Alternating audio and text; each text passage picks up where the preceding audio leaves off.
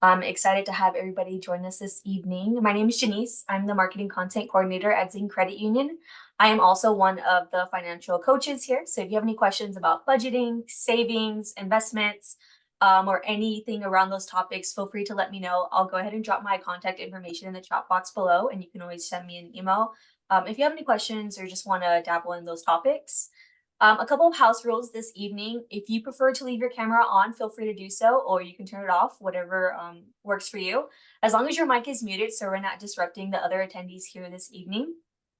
If you have any questions, you can also feel free to leave them in the chat box. We'll be answering some questions along the way, or if you prefer to hold the question until the end of the webinar, we'll also be answering a few questions at the end.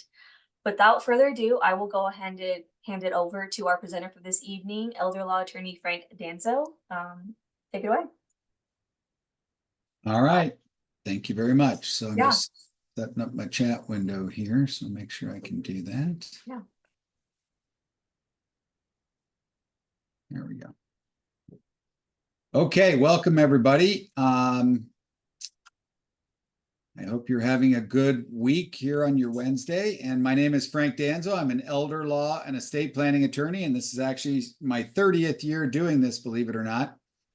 And when we talk about wills, trust, estate planning, elder law, all of those things, generally we're talking about trying to minimize the cost, minimize the hassles, and minimize the problems when something goes wrong, usually in the areas of death or incapacity or disability. So it's never anybody's favorite topic, but it is something that we all face at one time or another. And that's with most things in life. I don't know where we're getting the feedback from there, but as with most things in life, it usually goes better if we do a little bit of planning. So tonight we're going to look at some of the issues we face in this area. We're going to look at some of the common tools we use, wills, trusts, powers of attorney. And then we'll touch on a couple of the hot topics in this area. There's always a couple hot things that people want to hear about. I also am happy to answer questions. I like having a good back and forth. So sometimes I ask questions just to see if you guys are paying attention. And then, of course, you can ask questions back as well. The best way to do it in this kind of group setting, usually I would have you raise your hand, but in this case, if you just put them in the chat box, then I will see them and I will answer them as I can, kind of in between topics or whatever we're going on. So anything that's not clear, anything that I didn't ask that you came here to hear about, or anything like that, I'm happy to give it a shot. Usually we'll do about 10 minutes or so at the end for Q&A, but you can also try to do them as we go if there's something right on the spot that's not super clear. So, and then other than that, once we get toward the end, Janice has all the materials for you, and there's ways to get a hold of me. If as part of this at the end, you'll see you have the chance to sit down with me for about 20, 30 minutes. You can do it by phone, you can do it by Zoom like this, or you can come into the office if you want to, and we can look at how your individual situation applies to all of these general principles we're going to talk about tonight, because everybody's a little different. So we have the general way things work, and then you've got to fit all that to your situation, which is why you do a plan. All right, so the first things we're going to talk about are the kind of the big three issues that we face in this area, and they are estate taxes, probate, and incapacity or disability. Okay, I'm going to touch on the estate taxes first, in keeping with our theme. I think it's going to be a pretty short topic. Who can tell me how much are you allowed to leave right now today in the state of Colorado without paying estate tax? Who has a guess?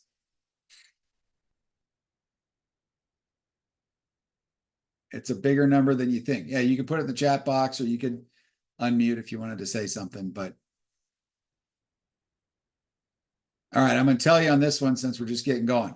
It's 13.8 million. How many people are over 13.8 million? Raise your hand. Anybody? No, I don't expect to see a hand go up. My hand was just for illustration purposes. I'm not over that or anything close to it. And 99.99% of us are not. So that means 1 in 10,000 are over that limit, which means we'd have to be Zooming with about 10,000 people to have one raise their hand. That is federal law nationwide. It has changed 21 times in the 29 plus years that I've been practicing. It is scheduled to change next year and go to half that amount, back to about 6.9 million. But they will probably do something next year to change it again, because I don't know what's going to happen this fall in November, but somebody's going to win, and whoever wins is probably going to try to punish whoever loses. And depending upon who that is, they may go after this tax. That's one of the reasons it gets changed almost every 2 out of every 3 years, because it's a very big political football. So you can expect that you'll see a national headline when it pops up, because it's always a really hot topic. Most likely it will go back to something in the 3.5 or 6.9 range are the most likely scenarios. So the vast majority of us will still be safe. But keep in mind, it's a 55% tax if you do go over the limit. They tried to change it back to $1 million 3 times in the last 3 years, 2021, 2022, 2023. It includes everything you own, including your life insurance. When you all add all that up, a lot of people, when you put your house, your life insurance, and your other stuff, it's not that hard to hit $1 million. So if you go over 55% tax, okay? Colorado currently has no estate tax. Ours expired about 10, 11 years ago. We have not enacted a new one because of Tabor, our constitutional amendment that says no new tax on the people without a vote of the people. It hasn't even made the ballot in the last 4 or 5 years. It could come back. About 30 states do have their own estate tax. We don't currently, okay? But it's a big deal if you do go over the limit. So keep an eye on that and just be aware. Second problem, probate. Much more common. People have been complaining about this for as long as I've been practicing, probably most likely for about the last 50 years.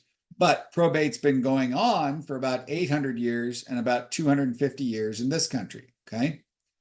Everybody hates it. Everybody wants to avoid it. How do I get around probate? But what is probate? What is it? Most people don't even understand what it is, okay? Well, let me tell you. Probate is the process of getting whatever's in your name out of your name when you pass away and getting it wherever it's supposed to go, to your family or to your friends or wherever you want, okay? If you have a will, we submit your will to the judge in the probate court, which is where all this takes place. It's the county probate court in the county where you live when you pass away. The judge looks it over, makes sure it's valid. If it is, they issue an order appointing your executor, or in Colorado, we call that personal representative, who goes out, gathers up all your stuff, pays off your debts, and distributes whatever's left over according to your will, usually to your family in some form or another. If you don't have a will, we do pretty much the same thing, but we follow the state statute. That's called the Colorado Probate Code, the CPC. It's about 400 pages, and it is not terribly easy to follow. If you've ever tried to read a statute, what you will find is when you go to ask your question, what is the law in this area? What's the answer to this question? Usually you're going to look at about 25 sections of statute to get the answer. And one of the things I always tell people, this is why lawyers have jobs, because you can have 2 lawyers look at the same statute, ask the same question, and come up with a different answer. And they could both potentially be right or both be wrong, or one's right, one's wrong. So when we look at this, you're going to look at the 25 sections and you're going to come up with your answer. That's my legal opinion. This is what the answer to your question is.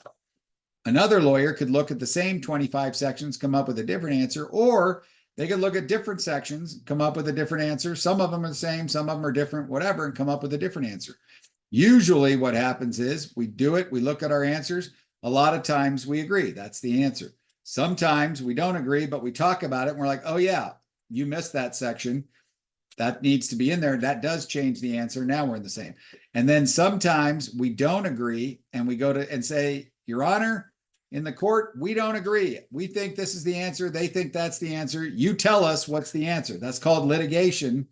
And that's where you go and have the judge make a judgment. This is the answer. Okay. That's going to court. Of course, anytime you go to court, it is disgustingly expensive anymore. Generally speaking, every time you go have a hearing in person, it's about $10,000 to prep, show up, do it, and do whatever they tell you to do after it's done. Anytime you do probate right now in Colorado, it's usually simpler, easier, and cheaper than anywhere else in the country because we have simplified probate, but it's still $15,000 to $20,000 or more, and it goes up every year. So when I started, it was about 4 or 5 grand. So it's up about 400% in the last 29 years. It'll probably double every 10 years, just like everything else with inflation, especially. So at the end of the day,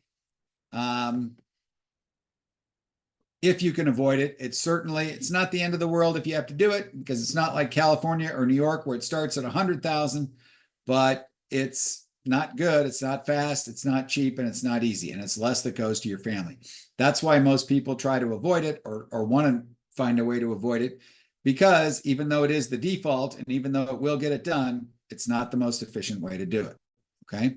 So we'll touch on some ways to avoid probate when we get there and go from there. And then the third issue that we face is incapacity or disability. I'm going to spend a little bit more time on that one because it's one of the newest things we've been dealing with. And it's also one of the least understood and the least planned for. Okay. So whenever you hear the term elder law, people are always like, oh, most people have some idea what it is now, but it only started about 20 years ago. And for the first 10 years, nobody had any idea what you're talking about. Well, elder law is all about what happens if you can't take care of yourself anymore and make your own decisions, but you're still here. Who's going to take care of you or make sure you're taken care of? And who's going to manage your assets and use them to take care of you? Okay.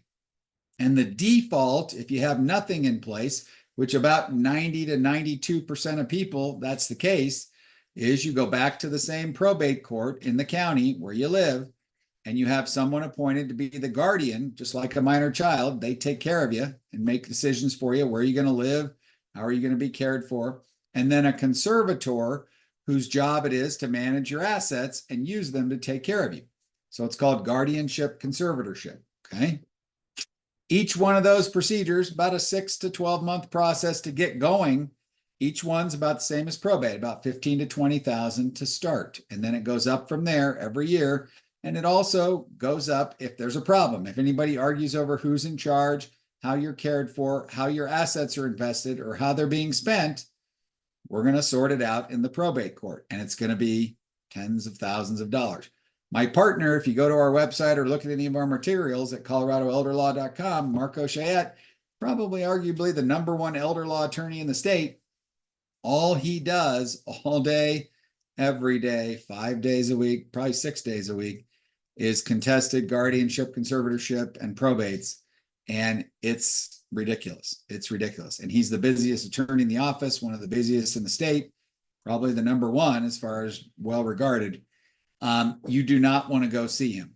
Okay. If you're lucky, you won't. And the way you do that is to make sure you do some planning ahead of time, because he gets 88 to 90% of the population because they're not planning for this and they don't understand it. And so what you need to understand about this is it's not 100% like passing away is. We know we're not going to live forever, but it's higher than you think as far as the chance that you're going to become incapacitated. What do you think is the percent chance that an adult in the United States is going to become incapacitated and can't take care of themselves for 6 months or more? What do you think? What percent? Who's got a guess? I'm going to make you guys put in an answer on this one. 60%. All right, Molly, thank you. That's actually pretty close, depending upon who you talk to, somewhere around 55%. Okay, that's worse than flip a coin, worse than 1 or 2. That means you or the person next to you. I always talk about the different scenarios here. If you watch any of the sports betting app commercials on TV, of which seems like they're all over every day, everywhere, they're always talking about the odds of this and the odds of that. It's always like 1 out of 100, 1 out of 30, this or that, the horse racing and the whatever. None of them are 1 out of 2. 1 out of 2, flip a coin. Goodness gracious. You don't get those kind of odds on all these bets. People do them all the time, but it's not 1 out of 2. This is actually a little worse. So if you said flip a coin, I don't know if I'd want the odds. If that's the odds of it happening, I'd want to do something about it. Okay. The other thing I always see, you got people, oh, anybody in here play the Powerball? Oh my goodness, right? I actually play every time it goes up to, over $1 billion, just because my whole office plays and I got to throw in $20. Otherwise, they're all going to show up on Monday if they win, or not show up on Monday and I'll be the only one there, right? So I'm always in the pool when it goes over $1 billion, but the odds are terrible. 1 in 293 million. That's basically one person out of everyone in the United States, give or take. And the odds of you winning are 1 in 255 million. Okay. Terrible, terrible, terrible. So you have a better chance of being struck by lightning twice than winning the Powerball. And yet, to get those jackpots, prizes equal 50% of sales. To get $1 billion jackpot, you got to sell 2 billion tickets. That's 6 tickets for every person, almost 7 for every person in the United States. Somebody's playing the Powerball, and you got to 1 in 255, 1 in 290 million. Terrible, terrible odds. Okay. And so if 90% of people apparently are playing the Powerball, but 90% of people are not planning for this, that seems kind of out of whack to me. So we're going to talk about how all this works, because the chances of it happening are really high, and yet most people aren't doing it. The other issue you face is who's most likely going to be doing this to you? Who's going to go into the court and say, I need guardianship conservatorship? It's either going to be your kids or your spouse, right? Even your spouse does not automatically have the right to do whatever they want with you and all your stuff. A, we're all supposed to be autonomous, and B, we got a 56% divorce rate. So you can't have the automatic right, or we'd have a lot of people in a lot of trouble really quickly. So even spouses do not have the automatic right to do stuff. They have to go to court too. Okay. So whether it's kids or spouse, what we're talking about is your family doing it. So, oh, what's the procedure? I got to go to court, pay tens of thousands of dollars to fight with my family so they can take away my right to do what I want to do, which, by the way, probably not going to be real happy with that either, are you? So it's a terrible deal.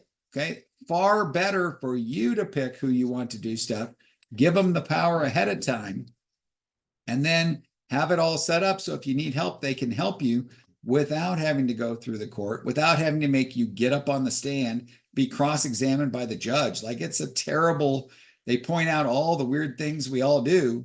It's a terrible deal. You know, one of the things I point out to people, there's no bright line. The reason that we actually have a court procedure, we're taking away your rights. So it's just like going to jail. Before we take away your rights and put you in jail, we got to have due process. Well, before we take away your rights, if you're incapacitated, we got to have due process. Okay. And when you're sitting there in court, it's not an enjoyable process. So you're going to want to be able to do something like this ahead of time, if at all possible. And so we'll talk about some ways to do that. Okay. So we have 3 main tools we use in this area. They're wills, powers of attorney, and trusts. Wills are one of the oldest tools we have. They've been around since the Statute of Wills in 1244 AD in England. So about 800 years, give or take. In England, they do it under a chancery court. In the United States, we do the probate court. Okay. But will, as we discussed earlier, is the instructions to the judge in the probate court on what to do when you pass away. Who's in charge? Who gets everything? Generally, those are the 2 main things your will does. If you have minor children, you might put something in there about who's going to be the guardian for them. But mostly, those are the main things it does. Who's in charge? Who's the personal representative? Who gets everything? Who are the beneficiaries? What do they get? As I mentioned, wills go to the probate court. That is part of the process. In fact, probate is the process of administering your will. So I get, I don't know, for 30 years now, every single week, at least 5 times a week. Oh, I have a will, so that should avoid probate, right? That doesn't avoid probate? No, probate is the process of administering your will. It does not avoid probate. It is probate. That's what it is. It's part of the process. It's the instructions to the judge. So it does not avoid probate. I literally, let's see, 50 times, 200 and some times a year for 30 years, like, I don't know, 6,000 times I've heard that statement. That's part of the reason I do these classes, trying to get the word out. That's not how it works. Okay. So a will is a good tool. You are certainly better off than if you don't have a will, because again, if we fall under the probate code, what that means is we're going to do the same process, but every time we go to do something, we got to look at the code, see what it says. It's supposed to fit everyone, but it really doesn't fit anyone. And so we're going to have to cobble together, and there's a lot of equal priorities and things for people to argue about, which when you're in court and you argue in court, thousands and thousands of dollars every time you do that. So way better off to at least spell it out so we know what we're supposed to do, but still going to take time, still going to cost money.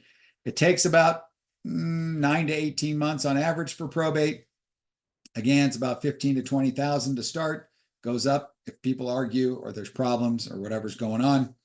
But at the end of the day, it's a process. Okay.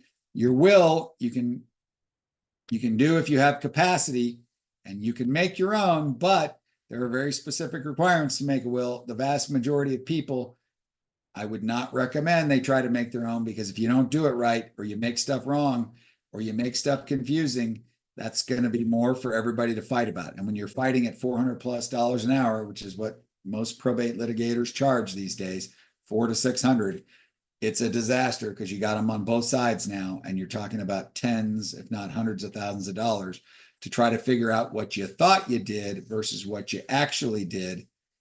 Can be a real problem. So I wouldn't recommend it, although you could. But you are better off having one than not. Okay. How many wills can you have during your lifetime? As many as you want. Which one are we going to look at? The last one you wrote, right? Because we know you can't change it anymore after that. But you can change it as many times as you want. Okay. And again, when does it take effect? When you die. Okay. Nobody cares what your will says while you're alive, because we're not even going to look at it. And so that's one of the things. You could change it 20 times. I've seen people do it 20 times. Nobody cares until you actually pass away. And then the last one is the one we're going to look at. Okay. But if it doesn't take effect till you die, that means by definition, it's not going to help you while you're alive, which means we need a different tool while we're alive. Okay. That brings us to our second tool, power of attorney. Power of attorney is a document where you give someone the power to act on your behalf. They become your agent. Okay. Very similar to a sports agent or a real estate agent or an entertainment agent. You give them the power to do certain things on your behalf. In those instances, whether it's real estate or sports agent or whatever, it's usually pretty limited. You have the right to negotiate my contract, whether it's to sell my house, play for a team, be in a movie, whatever, right? And so the agent usually gets about 10%, 5 to 10%, and they're limited in what they can do, but they have a very specific job. In this area, usually the power of attorney is much broader. So you can say, you can have a general power, you can do anything I can do. Or, okay, and of course we can only do legal things. So you cannot take a power of attorney, go rob a bank, and then when the police show up, go like, oh, I was doing this for that person as agent, so go arrest them. No, you can only do legal things with a power of attorney. You cannot do illegal things and then blame someone else, okay? But in general, when we have a general power of attorney, you can do anything the person can legally do. That's very broad powers, okay? The reason it's like that is we don't know what we're going to need to do, so we give all the powers because we don't know what we might need to do, so we give them all in case we got to cover a million scenarios. Or you can have the specific power. I'm going to give you the ability to sign my name to sell this house on this one day for this one closing, this one time for the one property. And that's it. That's a specific power of attorney. Okay. And that's the most common one that you'll see or hear about. But in this area, most people want the general power because we don't know what's going to go wrong or when. You got to have the ability to deal with everything. Okay. In my area, the two main ones we do are the financial power of attorney. Who's in charge and what do we do to deal with your financial stuff? How do we take care of it? And the medical power of attorney. Who's in charge and what do we do to deal with taking care of you? Okay. And so we have the power split up. The main reason for that is it's very common to have different people do those two things. You could have the same person, but they're very different skill sets because one's very logical and you got to be calm and logical and managing money and dealing with that kind of stuff, paying the bills. The medical can be very emotional and very charged and you got to be calm under pressure. They're kind of different things. One's very on the spot, on the job. The other one's like once a month, I got to sit down, organize everything and take care of stuff. So they're different skill sets. And a lot of people don't have both skill sets, or you think one's better at this or that. So medical, financial are the main two that I deal with. But I also deal with two other types of power of attorney. There are immediate powers of attorney As soon as you sign it, your agent has the power. And there are springing powers of attorney that spring into effect or come into effect upon some condition, like when I become incapacitated. Anybody think immediate power of attorney is the way to go? I have asked this question at least 1,200 times over the last 30 years. Anybody? Raise your, I see Maria. All right. And Jackie. All right. 2 people. How many people think springing power of attorney is the way to go? Angie, this is awesome. Okay, that's 3. Anybody think springing power of attorney is the way to go? No hands. All right. So I must have been doing some education. Oh, there's one, Molly. Okay. So usually I've asked that question like 1,200 times, and I get very few people raise their hand for the immediate power of attorney. And I get a bunch of people raise their hand for springing. And then I got most people, which is still the same here. They don't raise their hand because they probably don't know, right? And you're waiting for me to tell you. So I will tell you what I think. I, in my career, have done probably getting close to 8,000 powers of attorney. And I've only done, I just did my 3rd springing power of attorney just in the last couple of weeks, 3 times out of 8,000. And I, every single time, have said repeatedly, I don't recommend this. I'm putting it in the file that I recommended against this. I do not think it will be practical. And let me tell you what. When you go to do a springing power of attorney, you're saying this power of attorney is only effective upon the incapacity of the person, and then it springs into effect. Well, when you put that in the power of attorney, it means it's not in effect yet. In order to get it into effect, you got to activate it. And how do you do that? Well, this power of attorney is only effective upon the incapacity of the person. You have to prove the person's incapacitated, right? How do you do that in Colorado? I'll give you a hint. We already talked about it. It's called guardianship conservatorship. The procedure for proving that someone's incapacitated is to go to court and have that declared, because you have medical experts, a judge, and all these people do the whole due process. That's the correct procedure. So if the point of the powers of attorney is supposed to help you avoid having to do that, if it requires one in order to activate it, guess what? Not super helpful, right? Most people learned that pretty quickly, and they've said, okay, you just need 2 licensed physicians to certify in writing that somebody's incapacitated, then it springs into effect. You don't need the full court order. And that's better, but anybody ever try to get 2 licensed physicians to certify in writing that somebody's incapacitated? I can tell you, we do it all the time, sometimes just trying to get one. It's a process. It's probably a 3 to 6 month process. You got to get appointments with the doctors. If you're lucky, you can probably get in and see your primary within a few weeks. Although now I'm going for my physical, and I got to schedule 8 weeks out to go get a physical with my primary, nothing crazy going on. They're like, oh, we got emergencies all over. We don't, yeah, you got a physical, you're down. So unless it's an emergency, trying to get someone to go in and get a mental evaluation on what their capacity is, that's going to be scheduled down the road. Okay. You got to get 2 of those. You got to get them to diagnose you, which means you can't have a good day on the day you go to the doctor. And of course, with capacity, a lot of people earlier in the week, they do better. Earlier in the day, they do better. So depending upon when your appointment is, you might pass the test, but then you come home, you're wiped out in the afternoon, or you're wiped out for the rest of the week, and it's not there. And of course, it generally gets worse, but it's a tough deal. So you got to get them to diagnose you. You got to get them to agree, because there's 2 of them. And then you got to get them to certify in writing, which means they're legally liable for whatever they put. Okay. All of those things take time. And guess what? Doctors don't really like these because it's extra liability and they really don't get paid. There's no Medicare code to put in to get paid for doing an incapacity letter. There's no such thing. So they got to do it in their spare time in between. It's not a high priority. Okay. My point being, if you've got an emergency and somebody's got a problem, are you going to have time to run around and do all that stuff? No, you are not. Then you throw in HIPAA, the federal privacy law that says the only person entitled to get your medical information is you. If you don't have the authority to get the information from the doctor can't release it to you. Okay. So if you've got a springing medical power, which I argue is dumb in the first place, then, oh my goodness, you can't get the information to activate it till you activate it to authorize you to get the information. And you're not authorized till it's activated, and you can't get the information to activate. It's a catch-22 circle. You can't get out of it. So it's a terrible, terrible process. It's also, let me ask you this question from a logical standpoint. If you say, I want my agent to have the power, but I don't want him to have it right now because I'm afraid that they might do what? Oh, I'm afraid they might take all my money. If you think your agent's going to take all your money, is it going to help you if they just wait till you have a stroke and then they take all your money? Oh my God, I waited 8 years. Finally, they had a stroke. Now I can go in and take all the money. Is that going to help you? No. Okay. So if you don't trust your agent, power of attorney is not the right tool, or that person's not the right person for you. So, in my opinion, you pick somebody you trust, you give them an immediate power of attorney.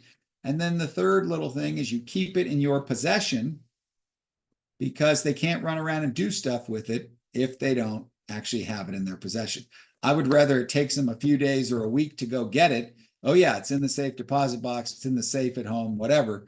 Then it takes them 6 months to run around and do all this stuff, which they probably can't get done anyway because it's so complicated. So if you do that, pick somebody you trust, that should be 95 to 98%. Keep it in your possession. Anybody who cares about you is not going to run around, break into your safe and take your stuff, or you picked poorly. I'm going to say that. So realistically, that's what we're talking about. And if you just don't have that, you don't do power of attorney. Okay. It's not the only tool. And that's why we do that. So that's powers of attorney. Good tool, not necessarily the best tool. There's risk involved because it's a blank check. Your agent can do anything you can do. They could go take everything, buy a Lamborghini and drive off to Mexico. They could go take everything to Vegas, put it all on black 26 and spin the wheel, just like you could. Those are legal actions. Okay. And they could also, I'm too busy, I'm too tired, I don't like you anymore, do nothing. They have no duty to do anything. So power of attorney, good tool, not necessarily the best tool though. Okay. And that leads us to our third tool, which is trusts. Trusts are certainly not right for everybody, but they are a very popular tool. They have exploded in popularity since I started 29 years ago, and they are more popular than ever today. Okay.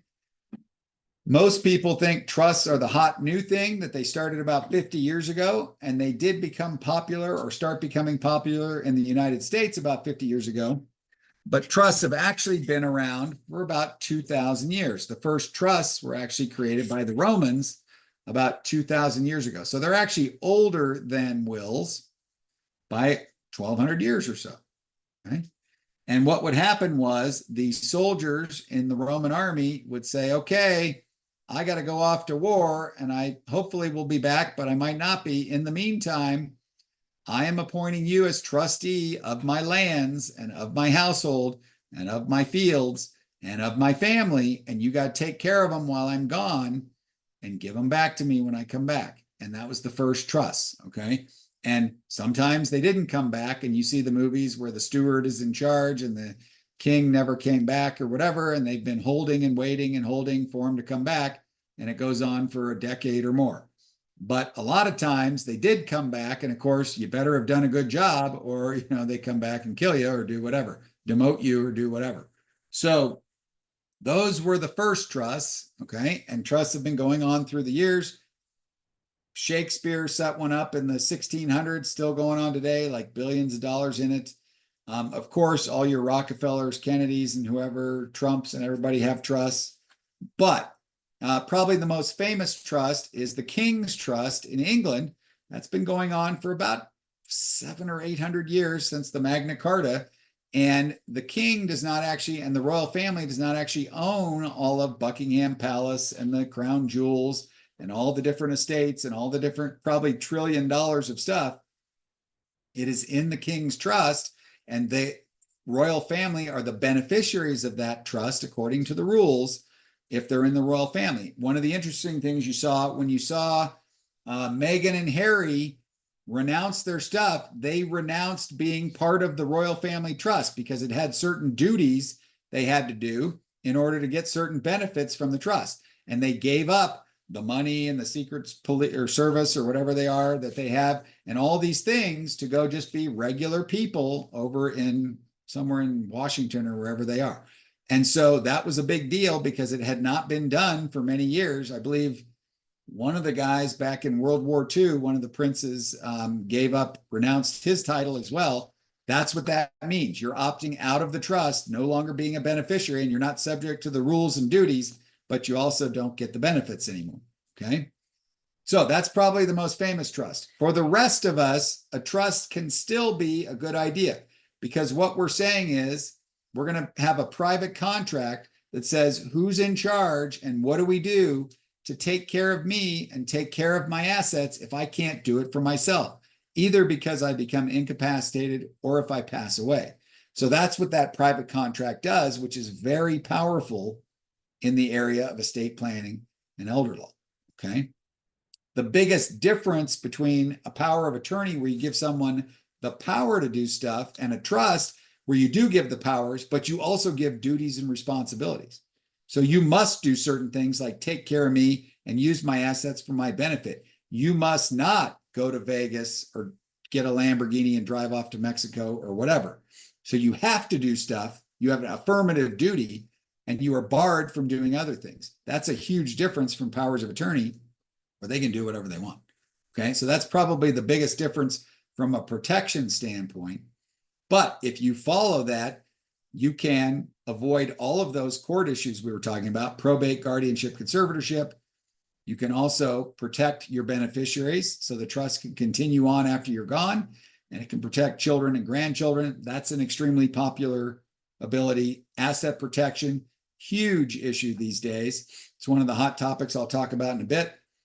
And you can do all of those things. Plus, there's different tax benefits here and there, and there's different other protections you get as well. So very popular for those reasons. The most popular type of trust you will hear about, probably 90% of all trusts, are what we call revocable living trust. Okay. It's revocable, meaning you can revoke it, amend it, or change it whenever you want. You can put your money in today or your assets in today, pull them out tomorrow. You have full control. It's a living trust. Oh, sorry, as opposed to irrevocable. Irrevocable, if you make an irrevocable trust, you are giving up control. It is irrevocable. You cannot revoke it, amend it, or change it. And once you put your stuff in, you have given up control. You don't have that anymore. Okay? Revocable. Living trust means you create it while you're alive, so you can actually benefit from it, as opposed to a testamentary trust for, I don't know, the last 750 years, and certainly the last 200 and some years in the United States. Testamentary trust was the most popular type of trust up until about 25 years ago. Okay. And a testamentary trust is created out of your last will and testament, which means by definition, your will has to go through probate. Then we have to make the trust. Then we have to move everything over into the trust after you're gone. As you can imagine, it's a much more complicated and much more expensive process than you setting up your trust now and you putting your own stuff into the bucket while you're alive. It's you doing it for yourself. It's your stuff. You're going to have a much easier time than someone else, and we don't have to go to court to do it all. Okay. So that's the benefit of a living trust versus the testamentary trust. I would say nowadays, I probably do 9 living trusts for every 1 testamentary trust. Very limited reasons to do a testamentary trust anymore because it's just not worth it. Occasionally. And so revocable living trust, the most popular by far. Okay. There are 3 parties to the trust. They are the settlor, the trustee, and the beneficiary. The settlor is the creator of the trust. That's the person who sets up the rules and makes the terms. Okay. That is the only person that has the power to revoke or amend the trust and change the terms. Nobody else can do that. The trustee is the manager of the trust. Their job is to go out and do whatever the trust says to do and execute it, make sure it works and get it done. Okay. And then the beneficiary is the person who gets the benefit of the trust according to the terms. The nice thing about the revocable living trust is it allows you to be all 3 to start. So you are the settlor, trustee, and beneficiary. What does that mean? It means you're not giving up any control at all. You can change the terms, revoke it anytime you want, put stuff in and take it out whenever you want. You are the trustee, so you're in charge of doing it and giving yourself whatever you want to give yourself, and you're the beneficiary, so you tell yourself, I want this, I want that. Okay, have some. Here you go. You're doing it all yourself. Okay. The cool part is while you're doing all that, if something goes wrong, car accident, stroke, Alzheimer's, at whatever point you can't do it anymore, someone else can become the trustee, and now they're in charge of managing the assets and using them to take care of you, which means we don't have to go to court for guardianship, conservatorship. And then if you pass away, they're in charge of getting all the assets to whoever the next set of successor beneficiaries are, and we don't have to go to court for probate. So if you think about that incredibly powerful tool where we don't have to go to court and you don't have to give up any control. So I have people at least a couple times a week, 50 weeks a year for 30 years, come into my office.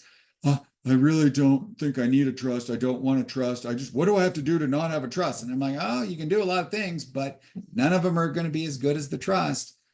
And in a lot of cases, that's the best way to go. Not right for everybody. I don't recommend them for everybody. I don't know, 3 out of 4 people maybe do them, but not everyone.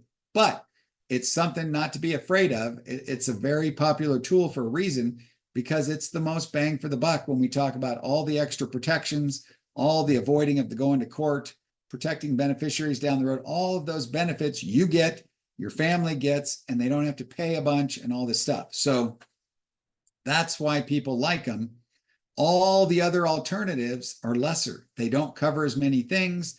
They don't save that much money, or they cost more money in the long run. They don't have as much protections, or you got to give up control. Well, what if I just give away all my stuff? Then I don't have probate and I don't. Yeah, but you don't own anything, and you made a gift. There's gift tax, like there's all kinds of things. You've given up control. You've lost that.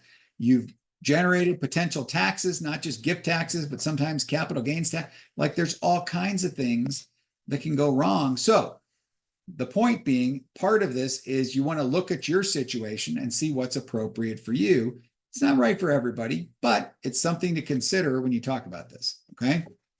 All right. How are we doing on time here? I'll touch on a couple of the hot topics, and then that should leave us about 10 minutes at the end here to open it up for questions. Okay. So, couple things I see. One of them I touched on was the asset protection element. I get people probably 30, 40 times a year. I probably end up doing planning about 10 times a year for the last 10 to 15 years. Asset protection. If you come to see me for asset protection for yourself, it's going to cost $25,000 to $55,000, and it's going to take 2 years for it to work. Okay. That's how complicated it is. I can do it, and I do it 10 times a year, but it's complicated.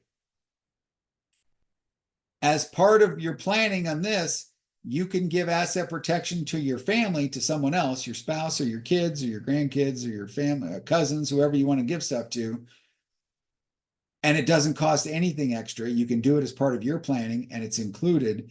It's a very, very powerful tool. Okay. Why does that matter? Well, one of the things you see everywhere you go, every billboard, bus, seat back, video screen, TV, radio.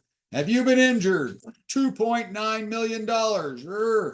And it's the strong arm and the bear and the all of them. They're all out there, right?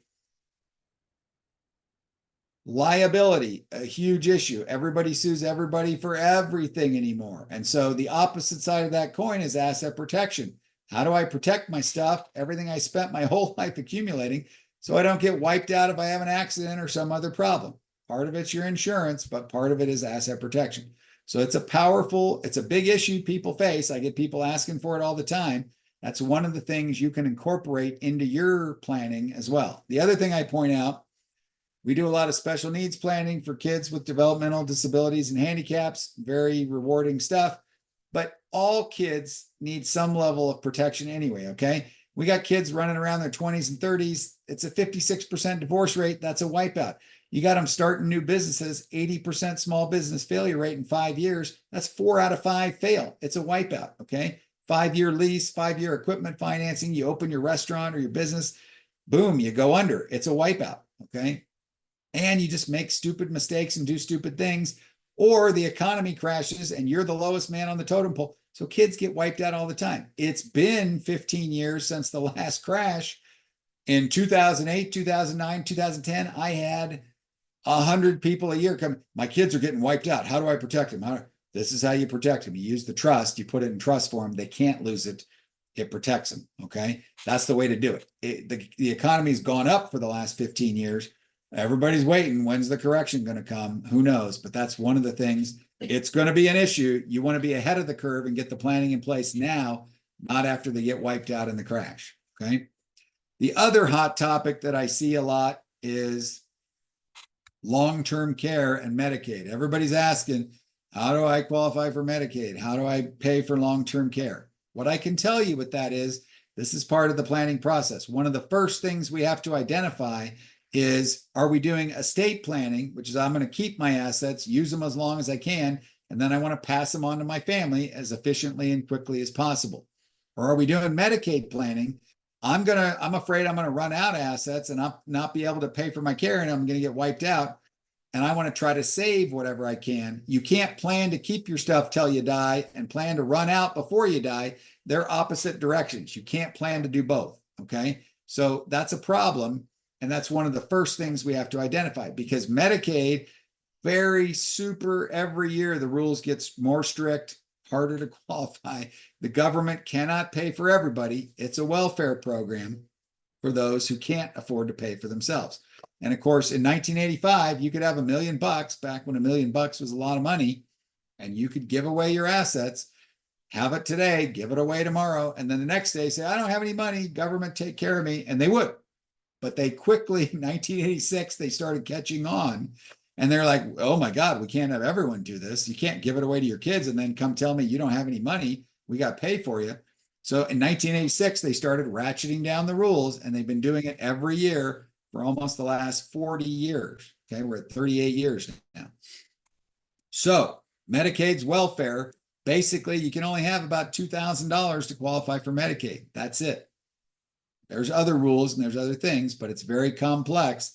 If you're concerned about that, you got to do planning in that area. Long-term care Medicaid planning, different rule, different issue. Okay, but it's part of this planning process, and you're going to want to do it. What I'm talking about when I say long-term care, that's going to the nursing home. Right now, it's about $10,000 a month, $120,000 a year. Average stay, 3 years. If you don't go in, get better, and come back out within 6 months, or go in, get worse, and pass away within 6 months, average stay is about 3.5 years. So we're talking about a $400,000 or $500,000 event here. It's a big deal for most people. Okay. And you got to pay it. The deal is you pay the bill when the bill comes, or they kick you out. And if you run out, okay, then Medicaid will take over, but you can't give your stuff away and then say, oh, I ran out. Nope. There's a whole procedure and a whole process there. 5-year look back period, unlimited penalty periods, lots of very strict rules. You don't want to mess with that. Okay. So that's part of this planning process as well. We talk about what are we concerned about. Okay. So the point of all that is, what you want to do is come up with a plan that fits you. Okay. And so as part of coming to the class tonight, what I've arranged with Janice and Zing is we do a consultation where I waive my normal fee. You can sit down with me at no charge. You can do it by phone, by Zoom, or come into the office.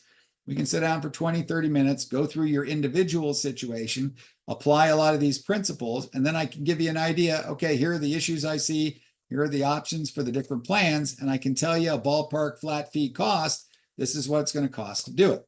Okay. If you like it, you can do something. If you don't have to. Okay. So it's a pretty valuable thing to do that. She's got all the materials on that. I'll let her talk about that at the end. Okay. All right. So I'll open it up for questions. It looks like we've got about 8 or 9 minutes left. Yeah. Anybody have any questions? Anything I didn't cover? Anything that was confusing? Any other questions or comments? You can put them in the chat box, probably the best place, but, or anything else there.